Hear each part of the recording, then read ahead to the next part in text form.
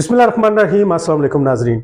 अब से कोई 3-4 दिन पहले एक बड़ी दिलखराश किस्म की खबर, एक बड़ा दिलखराश किस्म का जो वाक़या है वो आपने मेन स्ट्रीम मीडिया पे सुना।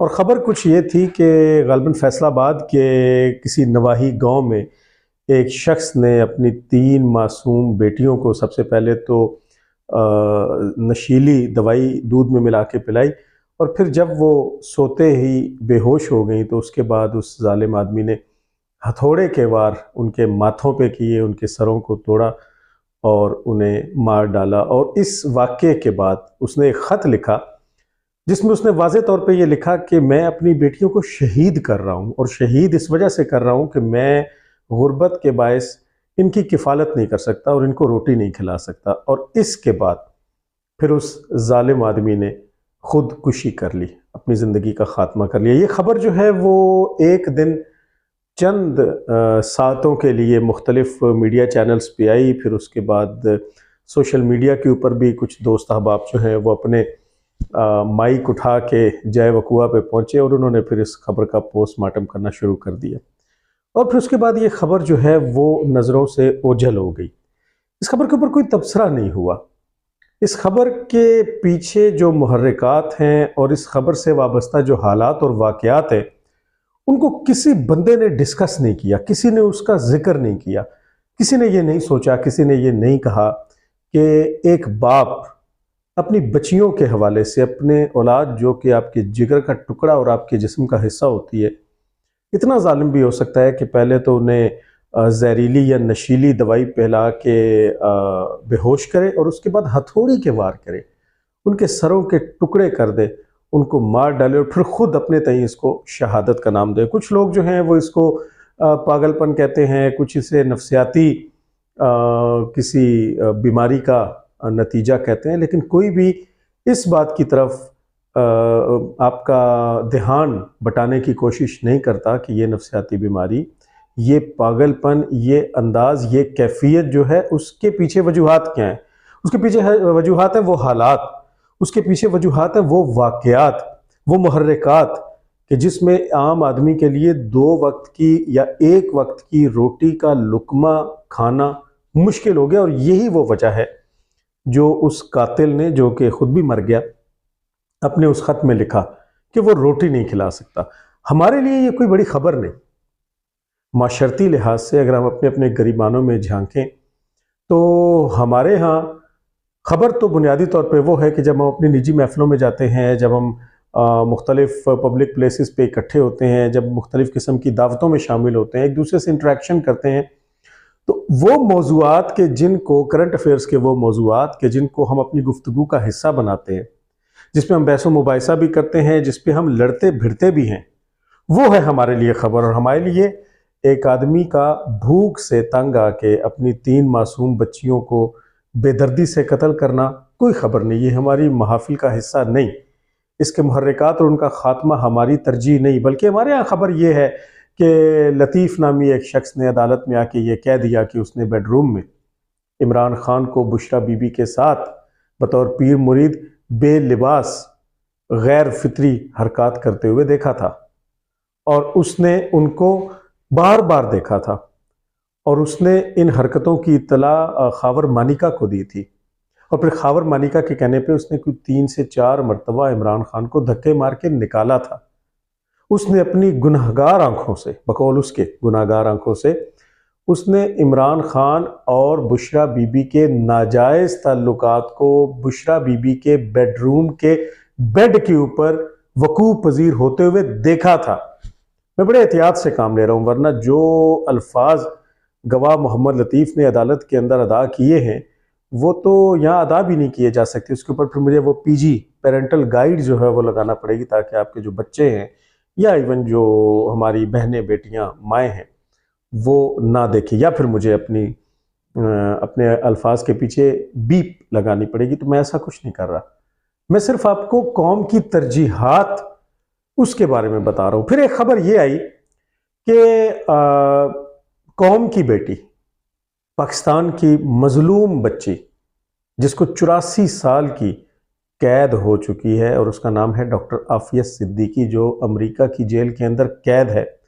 एक खबर ये आई कि जेल के गार्ड्स ने, वो जो कांस्टेबल्स वहां पे होते हैं, 2 मरतबा डॉक्टर आफिया सिद्दीकी की असमत दरी की। और फिर उसके बाद डॉक्टर आफिया सिद्दीकी के साथ, और ये अमरीकी जरीदे की रिपोर्ट है और अमरीकी वकील का कहना है कि अमरीका की जेल में 10,000 से ज़्यादा जो ख़वातीन कैद हैं, उनमें सबसे मजलूम जो कैदी खातून है उसका नाम डॉक्टर आफिया सिद्दीकी है। क्योंकि जब और जिस वक्त किसी भी कैदी का दिल असमत दरी पे करता है, किसी औरत के वजूद से खेलने को दिल करता है, तो उसे डॉक्टर आफिया सिद्दीकी के पास भेज दिया जाता है। तो लातादाद कैदियों ने डॉक्टर आफिया सिद्दीकी की इज्जत को लूटा है और यह सिलसिला जारी है। और उस मजलूम खातून की मजलूम बहन डॉक्टर फौजिया सिद्दीकी जब पाकिस्तान से ट्रैवल करके पैसे लगा के और वक्त लगा के अपनी बहन से मिलने के लिए गई है, तो उसे उन दोनों बहनों को आपस में गले भी नहीं मिले, भले गले मिलना तो दूर की बात, छूने भी नहीं दिया गया क्योंकि दरमियान में जो है वो एक शीशा था। लेकिन ये खबर भी हमारे लिए किसी भी किस्म की प्रायोरिटीज़ नहीं रखती। अब ज़रा अपने गिरबान में मुंह डालें कि जब आप किसी निजी महफिल में होते हैं, जब आप ड्राइव कर रहे होते हैं, दोस्तों के दरमियान होते हैं, कहीं भी होते हैं, तो क्या आप इस तरह की खबरों को डिस्कस करते हैं? आप इस तरह की खबरों को डिस्कस नहीं करते। आप ये डिस्कस करते हैं कि इमरान खान नशा करता था या नहीं करता था, बुशरा बीबी एक बद किरदार औरत थी या एक पर्दा नशीन, इस्लाम के उसूलों पे कारबंद, एक पीरनी और एक मजहबी स्कॉलर थी। और ये भी आप नहीं देखते कि इमरान खान ने जो कुछ इस मुल्क के साथ किया वो अच्छा था, बुरा था, क्या था, ये आप देखते हैं, इसको आप डिस्कस करते हैं। जब गुजरात की बात आती है तो आप चौधरी परवेज इलाही को डिस्कस करते हैं, चौधरी शुजात हुसैन को डिस्कस करते हैं। कोई ये कहता है कि परवेज इलाही ने इतना लूटा, चूंकि वो पंजाब का सबसे बड़ा डाकू है, तो उसने इतना लूटा कि उन्होंने पाकिस्तान के बाहर यूरोप के अंदर अपनी इंडस्ट्रीज कायम कर ली हैं। उसका बेटा मोनस इलाही, जो कि अब इश्तिहारी हो चुका है, वो यहाँ से जहाज़ भर के, पैसों के प्राइवेट जेट भर के ले गए और वहाँ पे उसने सरमायाकारी की है। और फिर उसके बाद आप ये डिस्कस करते हैं कि परवेज़ इलाही के साथ तो बड़ा जुल्म हो रहा है, देखें इतनी उसकी उम्र हो गई है और उसको जेल के अंदर जलील और ख्वार किया जा रहा है। इस मुकदमे से निकालते हैं तो इस मुकदमे में पकड़ लेते हैं, उस मुकदमे से निकालते हैं तो इस मुकदमे में पकड़ लेते हैं। तो ये बड़ी ज्यादा, ये आप डिस्कस करते हैं। लेकिन जिस गुजरात से चौधरी परवेज इलाही का ताल्लुक है, जहां के वो अन्नदाता हैं, जहां के वो करता धरता है, जहां के वो रस्सागीर हैं, जहां के वो बदमाश हैं, वहां अगर बारिश 15 मिनट के लिए हो जाए तो अगले 15 दिन के लिए मुसीबत पड़ जाती है। वहां पे वो रहमान शहीद रोड को देखें, एयरपोर्ट रोड को देखें, लारी अड्डा के इलाके को देखें, नवाही इलाका जात को देखें। मैं बड़ा हैरान हूं कि कुछ अर्सा पहले बारिश के दिनों में जब मैं, बल्कि काफ़ी मरतबा जब बारिश के दिनों में गुजरात जाने का इत्तेफाक हुआ, तो एक बड़ी मज़े का खेज बात यह नजर आई कि गुजरात के जेल चौक के अंदर एक ट्रैक्टर वाला, जब भी बारिश होती है, ये बादल बड़े गहरे होके आ जाते हैं, तो वो वहाँ आके खड़ा हो जाता है। और उसका मकसद सिर्फ और सिर्फ ये होता है कि जैसे ही कोई गाड़ी पानी के अंदर फंस जाए और बंद हो जाए, क्योंकि वहाँ पे पानी बिल्कुल, वो सड़क नहर बन जाती है, तो वो फिर अपना ट्रैक्टर को 500, 600 या 1000 रुपया बंदे की पर्सनैलिटी और गाड़ी की कीमत के एतबार से इतना बड़ा मुंह खोल के वो उस ट्रैक्टर को उस गाड़ी से बांध के तो गाड़ी को पानी से निकालने का काम करता है। तो ये कोई डिस्कस नहीं करता, ये किसी की प्रायोरिटीज़ नहीं है। आप मोहम्मद खान भट्टी को डिस्कस करते हैं और आप ये डिस्कस करते हैं कि मोहम्मद खान भट्टी जो है वो तो एक बमुश्किल मैट्रिक पास आदमी था, लेकिन परवेज़ इलाही का क्राइम पार्टनर था। और क्राइम पार्टनर ऐसा था कि उसके जो बच्चे हैं वो मौजूदा बहुत से जजेस के बच्चों के साथ पढ़ते हैं और अमेरिका में भी पढ़ते हैं, और वो अरबपति खरबपति आदमी है जिसने बहुत सी जगहों पे, बहुत से सरकारी इमलाक पे भी नाजायज़ कब्जा कर रखा है। लेकिन आप ये नहीं बताते कि जिस मंडी बहाउद्दीन से उसका ताल्लुक है, वो मंडी बहाउद्दीन बड़ा पसमानदा है। उस मंडी बहाउद्दीन में पाकिस्तान में सबसे ज़्यादा हेपेटाइटिस के केसेस हैं। उस मंडी बहाउद्दीन को चारों अतराफ से मिलने वाली सड़कों का बड़ा बुरा हाल है। उस मंडी बहाउद्दीन में रोजगार नहीं है और उस मंडी बहाउद्दीन के लोग इन हालात से तंग आके, डंकियां लगा के, या तो रास्ते में कुर्बान हो जाते हैं या गुम जाते हैं, या फिर 20, 25, 30 साल की दूरी काटते हैं, यूरोप में जाके मेहनत करते हैं, मजदूरी करते हैं और अपने घर वालों और अपने बच्चों और अपने माँ बाप की किफ़ालत का बंदोबस्त करते हैं। ये किसने करना है, ये हमारी प्रायोरिटी नहीं है, ये हमारा मौजू नहीं है। अब नवाज शरीफ का जिक्र करते हैं कि नवाज शरीफ को इतने साल बाहर कैद रखा गया और फिर उसके बाद नवाज शरीफ को जलावतन कर दिया गया। कभी नवाज शरीफ ने खुद साख्ता जलावतनी इख्तियार की। कुछ लोग कहते हैं कि नवाज शरीफ ने बड़ी करप्शन की। नवाज शरीफ ने देखें जी एवन फील्ड्स में अपार्टमेंट बनाए, नवाज शरीफ ने फैक्ट्रियाँ लगाई, जायदादें बनाई। लेकिन ये है कि अब नवाज शरीफ साहब चूँकि वापस आ गए हैं तो अब भेजने वाले जो हैं वो बड़े पछता रहे हैं, वो बड़े शर्मिंदा भी हैं। तो अपने ही इस गुनाह के अजाले के लिए उन्होंने नवाज शरीफ साहब को वापस बुलाया है। इमरान खान को उन्होंने जेल के अंदर डाल दिया है और अब नवाज शरीफ आपके होने वाले वज़ीर आज़म हैं और वो कौम का मुस्तकबिल संवार देंगे। नवाज शरीफ का ताल्लुक रायविंड से है। रायविंड की राब्ता सड़कों का बहुत बुरा हाल। मैं लाहौर की बात नहीं कर रहा, आप मांगा मंडी से रायविंड वाली सड़क को देखें, आप अड्डा प्लाट से जाती उमरा पैलेस की जाने वाली सड़क का हाल देखें, आप वहाँ की पब्लिक ट्रांसपोर्ट को देखें और अगेन वहाँ पे बारिशों की सूरत हाल देखें। वहाँ पे जो रोही नाला उस इलाके से गुजरता है, ज़रा कभी आप उस रोही नाले के किनारे 10 मिनट के लिए खड़े हो जाएं और ज़रा सांस ले के फिर वहाँ की कैफियत को महसूस करें तो सोचें वो लोग किस अजियत में होंगे कि जो वहाँ के रिहायशी और वहाँ के बासी हैं और वहाँ पे मौजूद बेहंगम किस्म की इंडस्ट्री की बसेस और ट्रांसपोर्ट जब वहाँ दिन में 4-4 मरतबा हर शिफ्ट के बाद गुजरती है तो मकामी लोगों को कितनी तकलीफ का सामना करना पड़ता है। ये हमारा मौजू ही नहीं है, ये हमारा कोई मौजू नहीं। हम हर एक शख्स के बारे में बात करेंगे, हम हर एक जज के बारे में बात करेंगे, हम हर एक जर्नैल के बारे में बात करेंगे, हम हर एक सियासतदान के बारे में बात करेंगे। लेकिन वो जो भेड़ बकरियां हैं, वो जो जानवरों से भी बदतर होते जा रहे हैं, जिनको अवाम कहते हैं, जिनके लिए आज भी बिजली की कीमत में 3.5 रुपए पर यूनिट इजाफा किया गया है और जिनको ये खबर सुनाई जा रही है कि अब आपकी जो गैस अव्वल तो आती नहीं और जो आती है कुदरती गैस जो सुई गैस है उसकी कीमत के अंदर 137% 137% इजाफा किया जा रहा है। जो आपने देना है वो हमारा मौजू नहीं है, वो हमारी अपनी महाफिल का मौजू नहीं है। हमें उससे क्या लगे। दूध की कीमतें कहाँ तक जा रही हैं, गोश्त की कीमतें कहाँ तक जा रही हैं। इस वक्त यहाँ पिंडी के अंदर आपको जो बड़ा गोश्त है, जो बीफ है, गाय का बछड़े का जो गोश्त है, वो 1200 रुपए किलो तक मिलता है। मटन जो है वो आपको 2000 रुपए किलो तक मिलता है। चिकन की कीमतें कहाँ पहुंची हैं, मछली आपको इस मौसम में कैसे मिलती है, ये हमारा मौजू नहीं है। और मुझे हंसी आई, पिछले दिनों मैंने आसिफ जरदारी का एक जलसा जो है, जो सिंध में और फिर बलूचिस्तान में आजकल जलसे को बड़े शौक चढ़े हुए हैं जरदारी साहब को, उसमें जरदारी साहब ने फरमाया, अवाम से मुखातिब होकर फरमाया कि अब आप लोगों को और हमें मिल के बिलावल जरदारी, जिसको बिलावल भुट्टो कहते हैं सियासी तौर पे, बिलावल जरदारी की तरबियत करनी है। क्यों भाई, हम बिलावल की तरबियत क्यों करें? क्या इस 25 करोड़ अवाम में हमारे ऊपर हुक्मरानी करने के लिए बिलावल जरदारी जैसे नमूने जो हैं वो रह गए और हम उसकी तरबियत करके उसको कहेंगे कि आओ हमारे ऊपर हुक्मरानी करो, अपने बाप की तरह लांचों में पैसा भर के बाहर भेजो, यहाँ पे करप्शन करो, यहाँ पे अंधाधुंध करप्शन करो। और वो जो अब यहाँ पे तरबियत करने की बात कर रहे हैं, और आजकल शर्जील मेमन को आपने देखा कि वो बड़ा एक्टिव है, लेकिन शर्जील मेमन ने वो शराब की बोतलों से लेकर जो साकिब नासूर ने अस्पताल के उसके कमरे से निकाली थी, करप्शन की होशरुबा दास्तानों तक जो कुछ सिंध के अवाम के साथ किया वो हम भूल गए, वो हम भूल चुके हैं। जरा अंदरूने सिंध में देखें, पिछले दिनों जरदारी साहब ने अपने एक जलसे में कहा कि हमने तो मजदूर की तनख्वाह 35,000 रुपया कर दी है।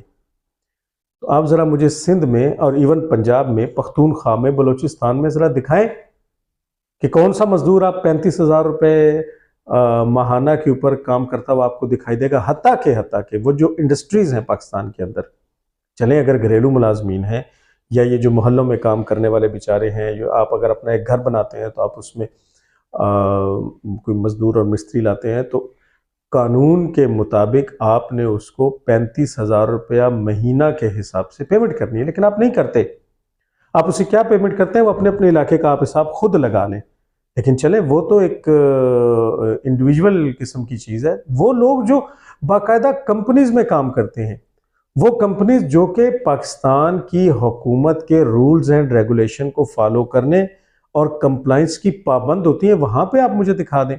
मैं ज़ाती तौर पे गवाह हूं पाकिस्तान की इंडस्ट्री का कि जहां पे आपने आज भी 15 से 18 हज़ार रुपए के ऊपर लोगों को रखा हुआ है और 18 साल से कम लोगों को रखा हुआ है। लेकिन ये हमारा मौजू नहीं है।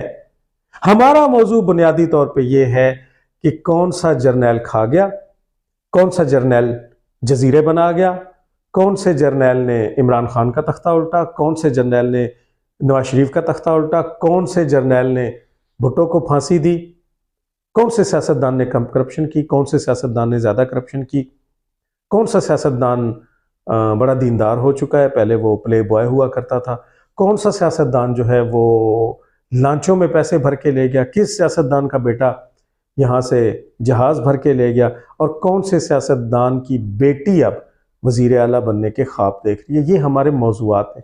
तो हमारी अपनी प्रायोरिटीज़ जो हैं वो ऐसी हैं कि जिसके बाद हम शायद किसी सवाल को अपने हुक्मरानों के आगे रखने के काबिल नहीं हैं। हम इस बात पे सोचते ही नहीं हैं कि इस मुल्क में लोग भूख से खुदकुशियां कर रहे हैं। हमें इस बात से कोई सरोकार नहीं कि यहाँ की बेटियों को जो बेच दिया गया था बाहर और जिनके बदले में डॉलर्स लिए गए थे, उन्हें वहाँ के लोग, वहाँ के गार्ड्स, वहाँ के कांस्टेबल्स, वहाँ के कैदी अस्मत दरी के लिए बिल्कुल ऐसे इस्तेमाल करते हैं जैसे बच्चे अपने खिलौनों से खेलते हैं।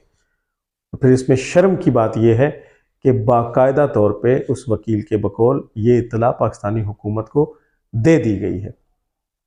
फिर हम एक और तमाशा होता देखते हैं, और वो तमाशा ये कि जो कुछ यहाँ पे कीमतें तो बढ़ाई जा रही हैं और निगरान हुकूमत की जानिब से बढ़ाई जा रही हैं, और किसी भी किस्म के जो अवामी फलाह की चीज़ें हैं, कोई भी ऐसी चीज़ें वो तो नहीं की जा रही। ये ज़रा आप मोटरवे M2 पे सफ़र करें और लीला इंटरचेंज से नीचे उतरें, और वो रोड जो खुशाब से जेलम तक जा रही है बरास्ता पिंड दादल खान, उस पूरी सड़क का हाल ये है कि अब वो ना निगलने वाली है और ना उगलने वाली है। वहाँ पे 2-2 फुट के गड्ढे और खड्डे पड़े हुए हैं और उसके ऊपर काम रोक दिया गया है फंड ना होने के बायस। तो वो फंड कहाँ जा रहे हैं और वो हुकूमत फंड फराहम क्यों नहीं कर रही? जब इस तरह की बात की जाती है तो ये खुद को निगरान हुकूमत कहते हैं, लेकिन क्या निगरान हुकूमत आने वाले इलेक्शन की तैयारियों के हवाले से कुछ कर रही है?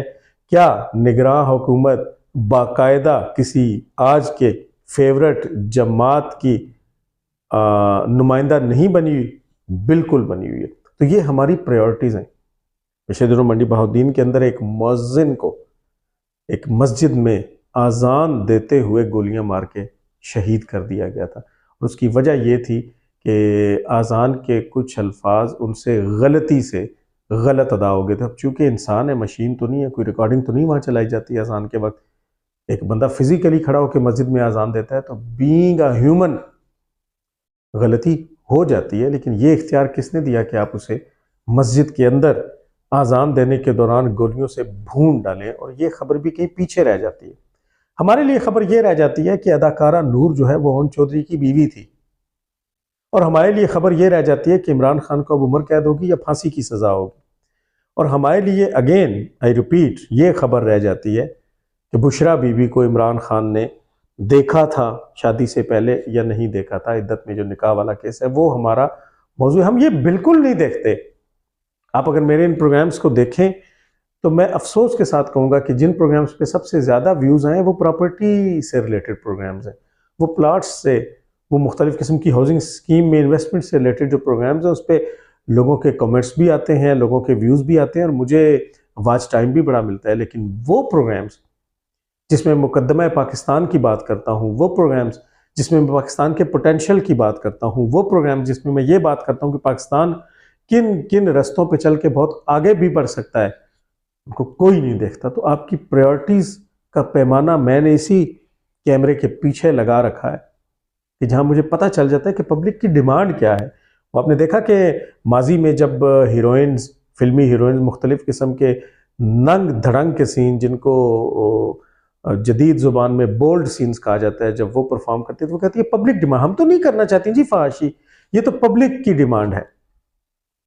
हम ये नहीं सोचते कि शहजाद अकबर जैसे बदजुबान लोग और शहबाज गिल जैसे फयाजुल हसन चौहान जैसे, फिरदौस आशिक अवान जैसे हमने रियासत मदीना के खलीफे बना के खड़े कर दिए थे।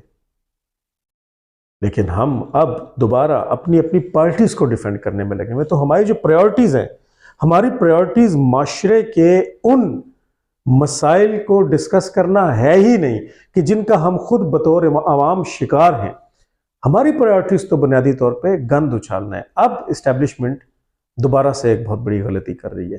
जो गवाह अब्दुल लतीफ़ ने बयानात दिए हैं, उसके अलावा भी इमरान खान को, अगर इमरान खान ने कसूर किया है और इमरान खान ने जुर्म किया है, तो लटकाने के, सज़ा देने की बहुत सी और भी चीज़ें हो सकती हैं, और ये सारी चीज़ें खामोशी से भी हो सकती हैं।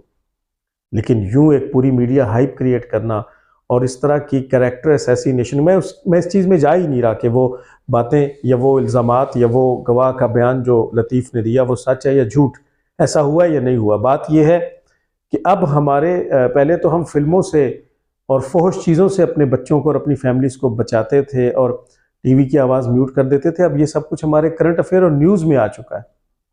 हमारा करंट अफेयर और न्यूज़ इतना गंदा और गलीज हो चुका है कि उसका कंटेंट हम डिस्कस ही नहीं कर सकते अपने बच्चों के सामने, और बच्चे अगर उससे रिलेटेड सवाल हमसे पूछ ले तो फिर हमारे पास कोई जवाब नहीं है, किसी किस्म का कोई जवाब नहीं है। तो ये जो खेल अब खेला जा रहा है, इमरान खान की कैरेक्टर असैसिनेशन अगर आप करेंगे तो इमरान खान के चाहने वालों के दिलों में आप इमरान खान की मोहब्बत में इजाफा करेंगे, क्योंकि वो उसे आपकी जानिब से एक चाल और एक वार समझेंगे। इससे कुछ नहीं निकलेगा। जो कुछ करना है, डू इट स्मार्टली, चाहे वो नवाज शरीफ के खिलाफ हो, चाहे वो जरदारी के खिलाफ हो, चाहे वो इमरान खान के खिलाफ हो, लेकिन माशरे को गंदा ना करें। माशरा इतना गंदा हो चुका है कि माशरे की डिस्कशन की प्रायोरिटीज और मौजूआत बदल गए हैं। अगली वीडियो में इंशाल्लाह आपसे दोबारा मुलाकात होगी।